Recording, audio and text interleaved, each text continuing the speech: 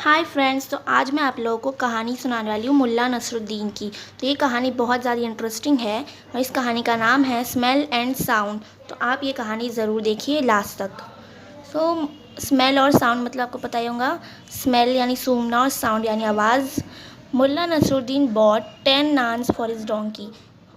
तो ये मुल्ला नसरुद्दीन ने 10 नान लाए अपने डोंकी के लिए और 2 naans plus roasted sheep meat for himself, और 2 नान और लाया और लैम शीप का गोश्त लेके आया खुद के लिए। He set on is dhurrie and enjoyed the feast while the donkey ate on its feet. यानी वो अपनी जगह बैठा, एक जगह उसके खाने की है, वहाँ बैठा और अपना खाना खाया और उसके डोंकी ने उसके पैर के पास आके खाना खाया। They had chosen the spot where they would spend the night. तो लोग ने एक जगह चुन के रखे थे जहाँ पे लोग रात गुजारेंगे। Travelers with more means and money had pitched their tents and lay inside comfortably। यानी ट्रेवलर्स जिसके पास ज़्यादा पैसे थे उन लोगों ने टेंट्स बनाए और उसके अंदर कंफर्टेबली सो गए। Suddenly sounds of some raised voices reached Mulla Nasruddin ears. यानी एकदम ज़ोर की आवाज़ आने लग गई मुल्ला नसरुद्दीन के कान में।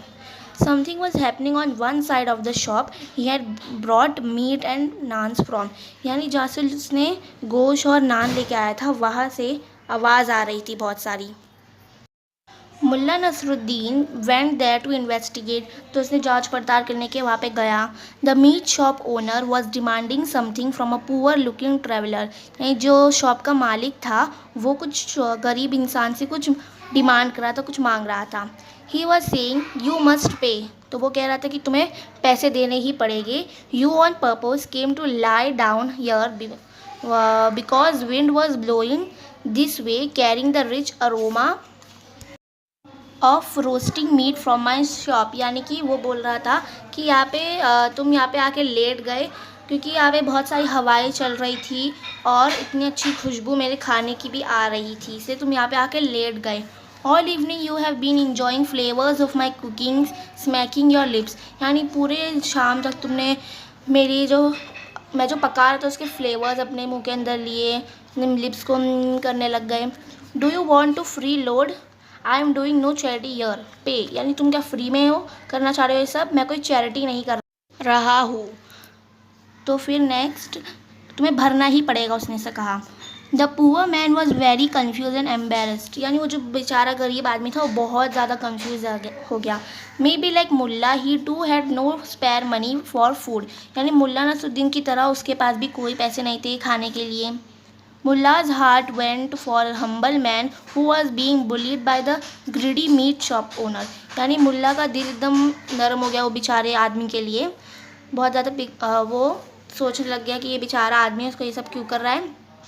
तो फिर just then the shop owner said, turning to Mullah Nasruddin, Sir, you bought your food from me like a noble man. This man has savored my meat without paying. Look at his satiated face. Should he pay? Shouldn't he pay? तो फिर मुल्ला नसरुद्दीन सोच ही रहा था कि वो जो आदमी है शॉप का मालिक, वो पीछे मुड़ के मुल्ला नसरुद्दीन को बोला कि आपने तो यहाँ से खाना ले लिया और मुझे पैसे भी दे दिए। ये जो आदमी है इसने मेरा खाना सूंघा और इसने मुझे पैसे भी नहीं दिए हैं, इसे पैसे देना चाहिए ना, उसकी शक्ल को देखो।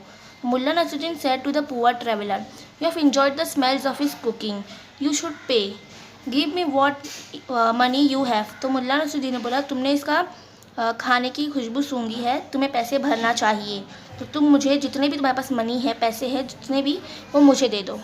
The face of greedy shop owner lit up. तो ये जो लालची था शॉप ओनर वो एकदम खुश हो गया।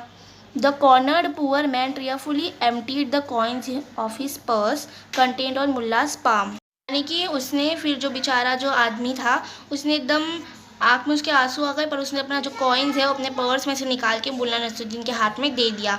It was not much as Mulla Nasruddin had guessed. तो मुल्ला ने जितना सोचा था उतना तो वो था ही नहीं, पैसा बहुत ज़्यादा कम था। Mulla Nasruddin cupped his hands holding the coins and said to the meat seller, listen carefully। तो मुल्ला नसरुद्दीन ने अपने हाथ में वो कॉइन को लिया दोनों हाथ से, जैसे कि आप देख ही रहे हो पिक्चर में, और फिर उसने उस शॉप के ओनर को कहा कि सुनो गौर से। And he shook the cup of his palms making the coins jingle।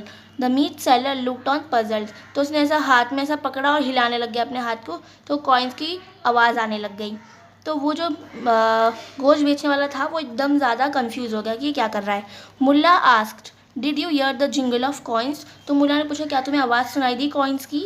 तो yes I did, now give that money to me, तो फिर वो शॉप सेलर ने कहा कि हाँ मुझे सुनाई दिया, तो अब मुझे मेरे पैसे दे दो।